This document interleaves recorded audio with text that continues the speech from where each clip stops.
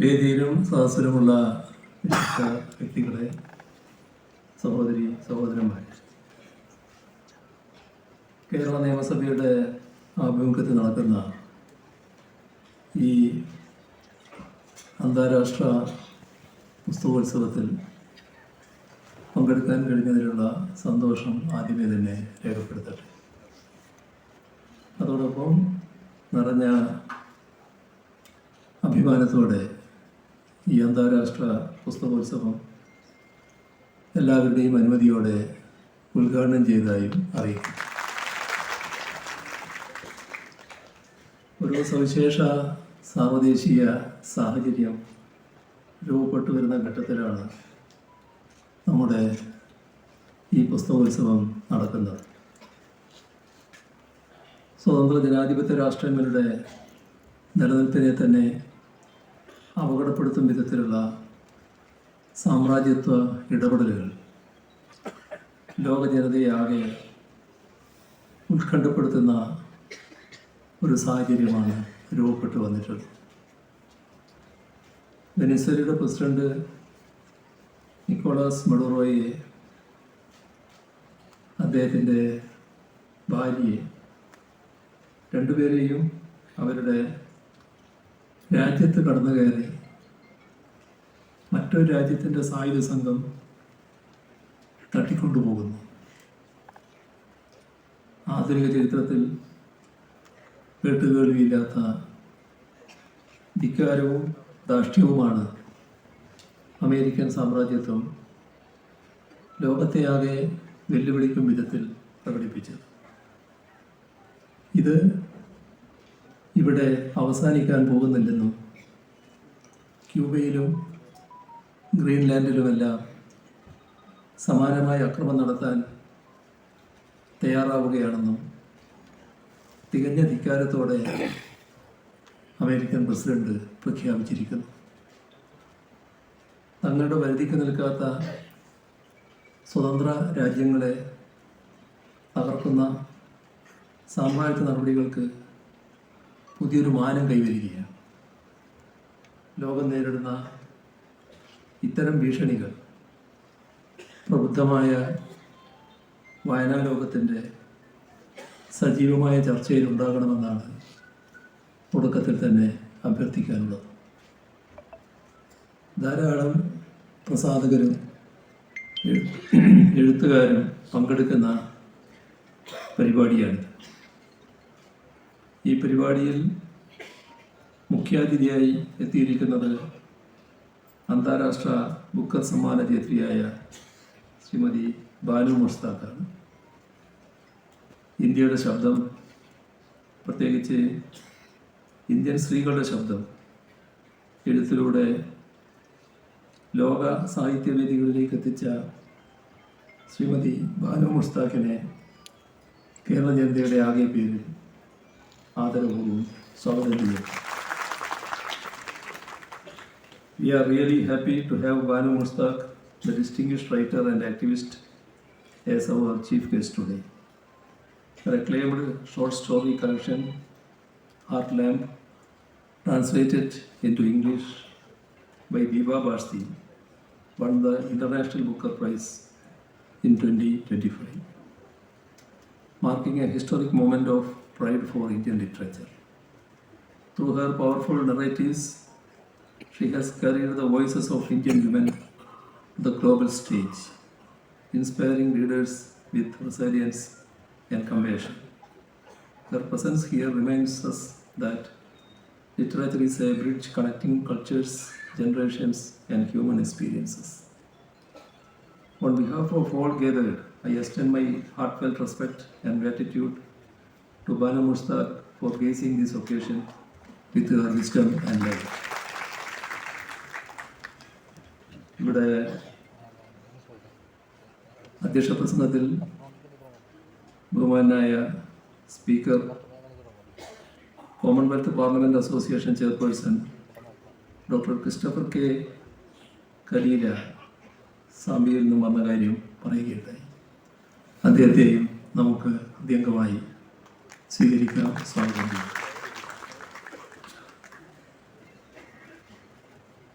മൗറീഷ്യസിൻ്റെ ആദ്യ വനിതാ പ്രസിഡന്റ് അമീന ഗുരീബ് ഹക്കീം, ശ്രീലങ്കൻ സാഹിത്യകാരൻ ചൂടാനന്ദ സമരനായകെ തസ്ലീമ നസ്രീൻ തുടങ്ങി ദേശീയ അന്തർദേശീയ തലങ്ങളിൽ ശ്രദ്ധേയരായ നിരവധി എഴുത്തുകാരും മാധ്യമപ്രവർത്തകരും സാമൂഹ്യ സാംസ്കാരിക പ്രവർത്തകരും പുസ്തകോത്സവത്തിൽ പങ്കെടുക്കുന്നത് സന്തോഷകരമാണ്. കേരളത്തിൽ നിന്നുള്ള പ്രശസ്തരായ എഴുത്തുകാരും ഇതിൻ്റെ ഭാഗമാകുന്നുണ്ട്. ബഹുമാന്യനായ ടി പത്മനാഭൻ മുതൽ പുതുതലമുറ എഴുത്തുകാർ വരെ ഇതിൽ പങ്കെടുക്കുന്നു. ടി പത്മനാഭനുമായി പ്രശസ്ത പത്രപ്രവർത്തകൻ VS രാജേഷ് നടത്തിയ സംഭാഷണങ്ങൾ അടങ്ങിയ പുസ്തകം ഇവിടെ പ്രകാശിതമാവുന്നുണ്ട്. ഇതേ വേദിയിൽ പ്രകാശിതമാവുന്ന മറ്റു 2 പുസ്തകങ്ങൾ ശ്രീ KT ജലീൽ രചിച്ച അമേരിക്ക ടു മക്ക, അതേപോലെ VS അച്യുതാനന്ദനെ കുറിച്ച് KV സുധാകരൻ രചിച്ച VS സമരം ചരിത്രം ഇതിഹാസം. ഈ 2 കൃതികളും ഇവ 3 നിറഞ്ഞ സന്തോഷത്തോടെ പ്രകാശനം ചെയ്തതായി ഇതോടൊപ്പം അറിയിക്കട്ടെ. ഇത്തവണത്തെ നിയമസഭാ പുരസ്കാരം ശ്രീ NS മാധവനാണ് സമർപ്പിക്കുന്നത്. മലയാളത്തിൽ സർഗാത്മക കൊണ്ട് ഭാവുകത്വ പരിണാമം സാധ്യമാക്കിയ സാഹിത്യകാരന്മാരുടെ നിലയിലാണ് NS മാധവൻ്റെ സ്ഥാനം. ഉള്ളക്കമുണ്ടാക്കിയ സമകാലിക രാഷ്ട്രീയ സംഭവവികാസങ്ങളോട് ക്രിയാത്മകമായി പ്രതികരിക്കുന്ന മനസ്സിൻ്റെ ഉടമയാണ് NS മാധവൻ എന്നതിൻ്റെ ദൃഷ്ടാന്തമാണ് അദ്ദേഹത്തിൻ്റെ പല കഥകൾ. ഇത് പറയുമ്പോൾ നിങ്ങളുടെ മനസ്സിലേക്ക് അദ്ദേഹത്തിൻ്റെ അനേകം രചനകൾ ഓടിയെത്തുന്നുണ്ടാകും. ഹിഗ്ഗിറ്റയും ചൂളമേട്ടൻ്റെ ശവങ്ങളും വൻമരങ്ങൾ വീഴുമ്പോഴും എല്ലാം അങ്ങനെയുള്ള രചനകളാണ്. എന്നാൽ സമകാലിക ഇന്ത്യൻ സാഹചര്യത്തിൽ നാം വിട്ടുകളഞ്ഞുകൂടാത്ത ചില ഓർമ്മകളുടെ പ്രതിഫലനമായ 2 കഥകളെക്കുറിച്ച് കൂടി എടുത്തു പറയാൻ ആഗ്രഹിക്കുന്നു. ആദ്യത്തേത് തിരുത്താണ്, രണ്ടാമത്തേത് മുംബൈ. ഇന്ത്യൻ മതനിരപേക്ഷതയ്ക്കേറ്റം ഒഴിവായിരുന്നല്ലോ ബാബറി മസ്ജിദ് തകർക്കൽ. ആ രാഷ്ട്രീയ സാഹചര്യത്തിൽ എഴുതപ്പെട്ടതാണ് NS മാധവൻ്റെ തിരുത്ത് എന്ന കഥ.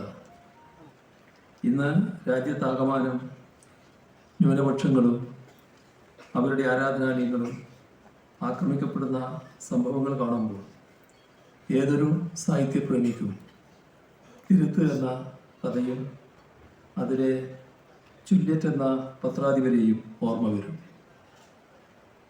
പൗരത്വം തെളിയിക്കാൻ ബുദ്ധിമുട്ടുന്ന അസീസ് എന്ന മനുഷ്യൻ്റെ കഥയാണ് മുംബൈയിലൂടെ അദ്ദേഹം നമ്മോട് പറഞ്ഞത്. പൗരത്വത്തിന് മതം അടിസ്ഥാനമാക്കപ്പെടുന്ന ഈ കാലത്ത് മുംബൈ എന്ന കഥ ഏറെ പ്രാധാന്യമർഹിക്കുന്നു. ഇത്തരം പ്രവചനാത്മകമായ രചനകൾ കൊണ്ട് ഇന്ത്യൻ അവസ്ഥകളെ വരച്ചു കാട്ടിയ അദ്ദേഹത്തിന് കേരള നിയമസഭയുടെ പേരിലുള്ള പുരസ്കാരം കൈമാറുമ്പോൾ അതൊരു പുരസ്കാര സമർപ്പണം മാത്രമല്ല, അദ്ദേഹം ഉയർത്തിക്കാട്ടിയ രാഷ്ട്രീയ കാഴ്ചപ്പാടിനോട് കേരള ജനത പ്രകടിപ്പിക്കുന്ന ഐക്യദാർഢ്യം കൂടിയാണ്. പുസ്തക വായന മരിക്കുന്നു എന്ന് കേട്ടു തുടങ്ങിയിട്ട് കുറേയായി.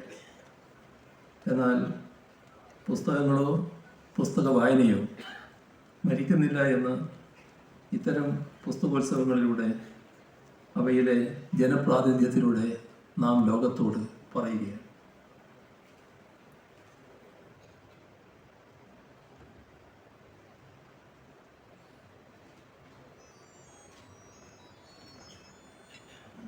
ഇവിടെ മാത്രമല്ല, കേരളത്തിലെ 14 ജില്ലകളും എടുത്തു നോക്കിയാൽ എല്ലായിടവും ഏതെങ്കിലും ഒരു സാഹിത്യോത്സവത്തിന് വേദിയാകുന്നുണ്ടോ.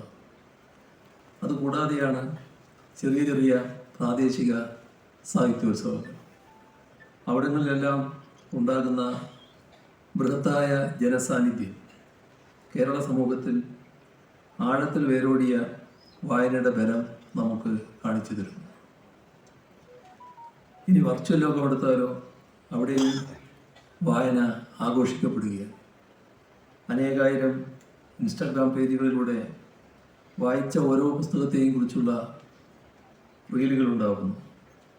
വർഷാവസാനമാകുമ്പോൾ വായിച്ച പുസ്തകങ്ങളെക്കുറിച്ചുള്ള കണക്കെടുപ്പുകൾ നടക്കുകയാണ്. അങ്ങനെ നോക്കുമ്പോൾ ലോകത്തെവിടെ വായന മരിച്ചാലും ഈ കേരളത്തിൽ വായന മരിക്കില്ല എന്ന് നിസ്സംശയം പറയാം. എന്നാൽ വില കൊണ്ട് പുസ്തകങ്ങളും സംഘാടന ചെലവിൻ്റെ ആധിക്യം കൊണ്ട് പുസ്തകോത്സവങ്ങളും സമൂഹത്തിൽ നിന്ന് അകന്നു പോകാതെ നോക്കേണ്ടതുണ്ട്. പുസ്തകോത്സവങ്ങൾ എന്നും നവീനതയെ സമൂഹത്തിലേക്ക് കൊണ്ടുവരുന്നു. നമ്മുടെ ജീവിതത്തെ സമഗ്രമായി പുതുക്കിപ്പണിയുന്നത് നിത്യേന നാം ആർജിക്കുന്ന വിവിധങ്ങളായ അറിവുകളും അനുഭവങ്ങളുമാണ്. അനുഭവങ്ങൾ നമ്മുടെ ജീവിതത്തിൽ നേരിട്ട് വന്ന് ഭവിക്കുന്നതാണ്. അറിവുകൾ നാം ആർജിക്കുന്നതുമാണ്. ആർജിത അറിവുകളെ പുതിയ കാലത്തിനനുസൃതമായി നവീകരിച്ച് സ്വാംശീകരിക്കുന്നതിലാണ് ശ്രദ്ധ വയ്ക്കേണ്ടത്. അറിവുകളെ സ്വാംശീകരിക്കുക എന്നാൽ നമ്മുടെ ജീവിതാനുഭവങ്ങളുമായി അവയെ വിളക്കി ചേർക്കുക എന്നതാണ്. ജീവിതത്തിനുതകാത്ത അറിവുകൾ കാലം കടക്കെ സ്വയം റദ്ദായിപ്പോകും. വായനയിലൂടെ പരിപക്വമാവുന്ന മനസ്സിന് മാത്രമേ വിവേചന ശക്തി ഉണ്ടാവും. അത്തരം മനസ്സുകൾ വില കുറഞ്ഞ വികാരങ്ങളുടെ തടവിലാവില്ല. അഥവാ ഏതെങ്കിലും മനസ്സ് ആ വിഷമവൃത്തത്തിൽ പെട്ടാൽ തന്നെയും അത്തരം മനസ്സുകൾ അവിടെ എന്നേക്കുമായി കുടുങ്ങിപ്പോവുകയുമില്ല. കാരണം ജീവിതത്തിലെ പ്രതിസന്ധികളിൽ വായനയിലൂടെ മനസ്സാർജിച്ച ബോധം സ്വയം അറിയാതെ തന്നെ ഉണരും. തള്ളേണ്ടതിനെ തള്ളാൻ അപ്പോൾ കഴിയും. അതുകൊണ്ടാണ് 100 ആവർത്തിച്ചാലും ഒരു നുണ സത്യമാവാത്തത്. വിശക്കുന്ന മനുഷ്യ, നീ പുസ്തകം കയ്യിലെടുക്കൂ എന്ന ബൃഹത്തിൻ്റെ പ്രശസ്തമായ ഉദ്ധരണിയുണ്ടല്ലോ. അതിലെ സൂചന ഭൗതികമായ വിശപ്പ് മാത്രമല്ല, ഭൗതികവുമായ വിശപ്പ് കൂടിയാണ്. ചിന്താപരമായ ഉണർവ് നൽകുന്ന ഒരു മാനസികാവസ്ഥ നിങ്ങളിൽ ഉണർന്നു നിൽക്കുമെന്നും ആ ഉണർവിൻ്റെ പശ്ചാത്തലത്തിൽ വിശപ്പടക്കമുള്ള ഭൗതിക വൈവിധ്യങ്ങളെ നേരിട്ട് അവയില്ലാത്തൊരു വ്യവസ്ഥിതി സൃഷ്ടിച്ചെടുക്കാൻ കഴിയുമെന്നുമുള്ള ധ്വനി അതിലുണ്ട്. ആ വ്യാഖ്യാനം അക്ഷരാർത്ഥത്തിൽ ശരിയായി ഭവിച്ച ഘട്ടം കൂടിയാണിത്. അതിദാരിദ്ര്യത്തിൽ നിന്നും നമ്മുടെ നാട് മുക്തി കൈവരിച്ചു. അതിനു പിന്നിൽ മലയാളി വായനയിലൂടെ ആർജിച്ച അപരസ്നേഹം ഒരു ഘടകമായിട്ടുണ്ട് എന്ന് നിസ്സംശയം പറയും. ഈ ജീവിത നിരീക്ഷണത്തിൻ്റെ പശ്ചാത്തലത്തിലാണ് പുസ്തകോത്സവങ്ങളുടെ പ്രസക്തി നാം തിരിച്ചറിയേണ്ടത്. ഒരു പുസ്തകത്തെ ഹൃദയം കൊണ്ട് സ്വീകരിക്കുമ്പോൾ ജീവിതത്തിലുടനീളം കൂട്ടായി വരുന്ന നല്ലൊരു സുഹൃത്തിനെ നാം കണ്ടെത്തുകയാണ്. ഒരു കൃതി വായിക്കുമ്പോൾ ഒരു വ്യക്തിയുടെയോ സമൂഹത്തിൻ്റെയോ ജീവിതത്തെ നമ്മൾ അറിയുകയാണ്. ആ അറിവാകട്ടെ എങ്ങനെ ജീവിക്കണമെന്നും എങ്ങനെ ജീവിക്കരുത് എന്നുമുള്ള വെളിച്ചമാണ് മനസ്സിൽ നിറക്കുക. അതുകൊണ്ട് തന്നെയാണ് ജീവിതത്തെ കൂടുതൽ ജീവിതയോഗ്യമാക്കാൻ പുസ്തകങ്ങൾ പ്രയോജനപ്പെടുമെന്ന നില വരുന്നത്. നമ്മുടെ സമൂഹത്തെ ജീവിതയോഗ്യമല്ലാതെയാക്കുന്ന വിധത്തിൽ മനുഷ്യനെ ജാതിയുടെയും മതത്തിൻ്റെയും പേരിൽ വേർതിരിക്കുന്നതും ജാതിസ്പർദ്ധയും മതസ്പർദ്ധയും വളർത്തുന്നതുമായ കുൽസിത നീക്കങ്ങളും ഉണ്ടാവുന്നു. ഒരു സമൂഹമെന്ന നിലക്ക് സ്നേഹത്തോടെയും സമാധാനത്തോടെയുമുള്ള നമ്മുടെ മുന്നോട്ട് പോക്കിനെ അസ്ഥിരപ്പെടുത്താനുള്ള ആസൂത്രിത ശ്രമങ്ങളുണ്ടാകുന്നു. ഇതിനൊക്കെ എതിരെ ജാഗ്രത പുലർത്താനും നമ്മുടെ ഒരുമയെ തകർക്കാൻ ഉദ്ദേശിച്ചുള്ള നീക്കങ്ങളെ ചെറുക്കാനും എഴുത്തുകാരും വായനക്കാരും ഉൾപ്പെടെ പുസ്തകങ്ങളെ സ്നേഹിക്കുന്ന എല്ലാവരും മുന്നിട്ടിറങ്ങണം. അതിനുകൂടി ഉതകണം ഇത്തരം പുസ്തകോത്സവങ്ങൾ. കഴിഞ്ഞ പുസ്തകോത്സവത്തിൽ ഒരു നിർദ്ദേശം മുന്നോട്ട് വെച്ചത് ഈ ഘട്ടത്തിൽ ഓർക്കുകയാണ്. യുനെസ്കോക്ക് ഓരോ വർഷവും ഓരോ നഗരത്തെ ലോക പുസ്തക തലസ്ഥാനമായി അംഗീകരിക്കുന്ന ഒരു പദ്ധതിയുണ്ട്. ഡൽഹി ഈ വിധത്തിൽ ഒരിക്കൽ അംഗീകരിക്കപ്പെട്ടിട്ടുണ്ട്.